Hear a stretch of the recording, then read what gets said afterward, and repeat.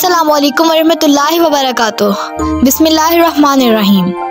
मुझे बकरा चाहिए इस ईद पर हर हाल में। 8 साला अर्शुमान ने चिल्लाते हुए अपनी अम्मी जान से कहा। जब से दादा दादी हमसे अलग हुए हैं अब्बू कुर्बानी करते ही नहीं हैं। मेरे सब दोस्तों के घर हर साल कुर्बानी होती है, सब मेरा मजाक उड़ाते हैं।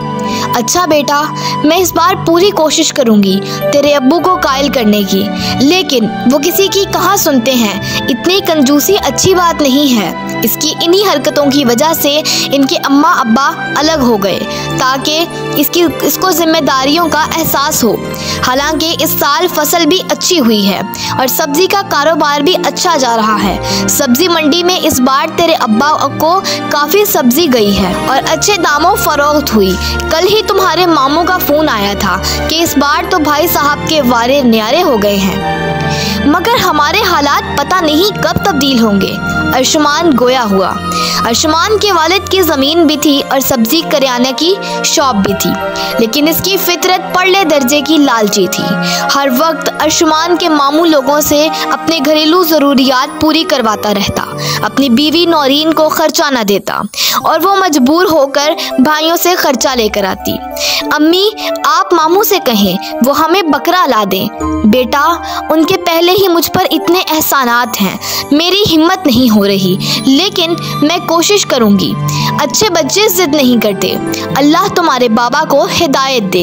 ये दुनिया का माल दुनिया में ही रह जाना है। मुल्क के हालात कैसे हुए पड़े हैं, कैसी कैसी आफात से दुनिया दो चार है, मगर मजाल है इस ढीठ आदमी पर कोई असर हो।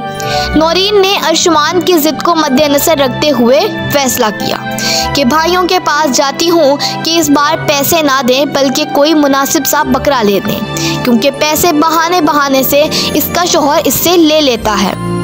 चुनाचा वो अपने दोनों बच्चों अर्शुमान और इरहा को लेकर अपने मेके गई।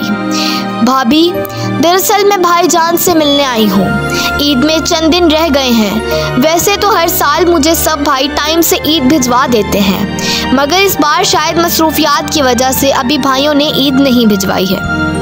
भाभी, बच्चे इस बात पर जिद कर रहे हैं कि हमें बकरा लेना है। मैंने इनको बहुत समझाया है, मगर ये नहीं मान रहे। हमारे अपने बच्चे हैं, इतनी महंगाई है और अभी मैंने अपनी छोटी बहन की शादी की है। हम चचाजाद कजन्स भी हैं, शुरू से एक ही घर में रही हैं।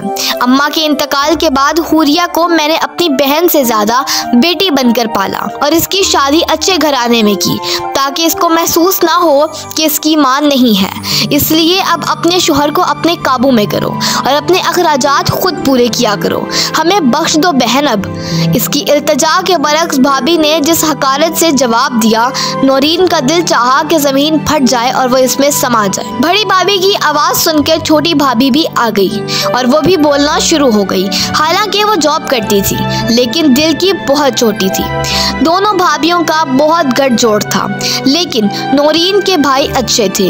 इन्होंने नौरीन को कभी किसी बात का ताना नहीं दिया था। नौरीन के भतीजे आहान ने इसकी सारी गुफ्तगू सुनी और इसका दिल अपनी माँ और चाची से बहुत जला और अपनी फुप्पो पर बहुत तरस आया।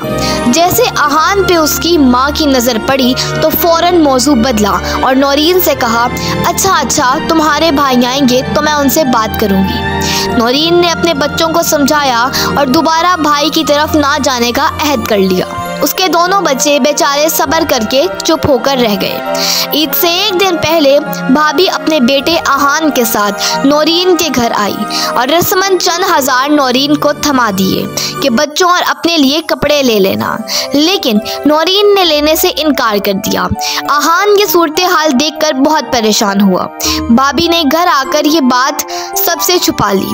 अगले दिन ईद थी और ये सारी सूरत हाल की अपने शोहर को हवा तक न लगने दी और कहा कि भाई नौरीन के हालात तो अब काफ़ी बेहतर हो गए हैं, उसके शोहर को अकल आ गई है। भाई सुनकर मुतमईन हो गया। आज ईद उल अज़हा का मुबारक दिन था। बच्चों ने कुर्बानी के जानवरों को बहुत सजाया हुआ था। उनके पाँव में घुंघरू बांधे हुए थे। हर तरफ खुशी का समा था। ईद नमाज के बाद कसाब आकर कुर्बानियाँ कर दी। फिर गोश्त की तकसीम का सिलसिला शुरू हो गया।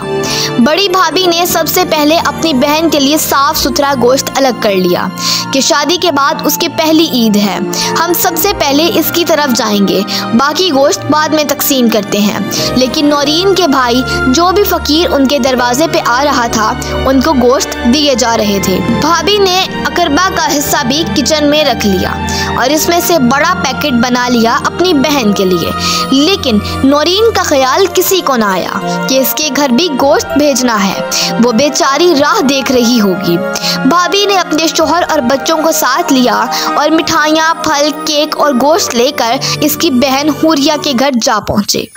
इतना कुछ देखकर दो लाड से बोली, बाजी क्या जरूरत है इतना सब कुछ लाने की, ये गोश्त क्यों लाए? हमने तो आज रात आपकी तरफ आना था और वैसे भी हमारी तो कुर्बानी थी। अरे मेरी भोली बहन, लड़की चाहे अपने घर कितनी भी सुखी हो मगर मेके का मान तो उसे हमेशा रहता है।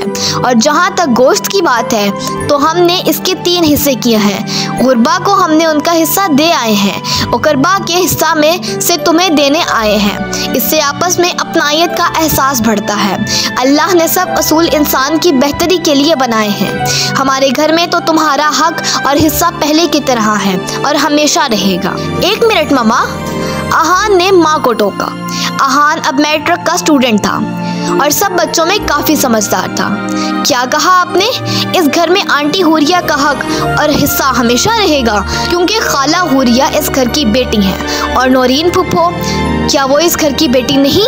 अगर है तो फिर एक ही घर में 2 बेटियों के लिए मुख्तलिफ असूल क्यों?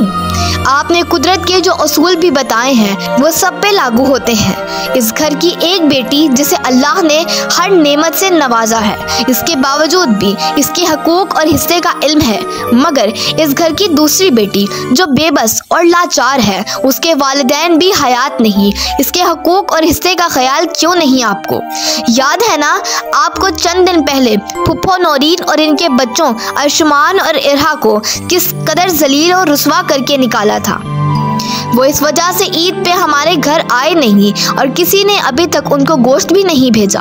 और पापा को अभी तक आपने इस बात से लाइल्म रखा। उन्होंने उस दिन पैसे भी नहीं रखे और वापस कर दिए। क्या ये घर अब उनका नहीं रहा? उनके वालिदैन नहीं रहे तो वह इस घर का रास्ता हमेशा के लिए भूल जाएं? आहान की बातों में सच्चाई थी। वो बहुत शर्मसार हुई और अपने शोहर से माफी मांगी। उसके दिल से कालक उतर चुकी थी। वो छोटी भाभी की बातों में आ चुकी थी। आहान बेटा, तुम अपनी फूफो को फोन करो, हम सब इसकी तरफ आ रहे हैं। फिर वो सब मिठाइयाँ, केक और बकरी मंडी से अच्छा सा बकरा लेकर नौरीन के घर आ गए। नौरीन से इसकी भाभी ने अपने रवैये की माफी मांगी और सबके चेहरे खुशी से खिलखिला उठे। इस तरह अर्शमान की ख्वाहिश पूरी हो गई। इस तरह की और दिलचस्प कहानियों के लिए हमारे चैनल को सब्सक्राइब करें। स्टोरी अच्छी लगी हो तो वीडियो को लाइक करें। शुक्रिया।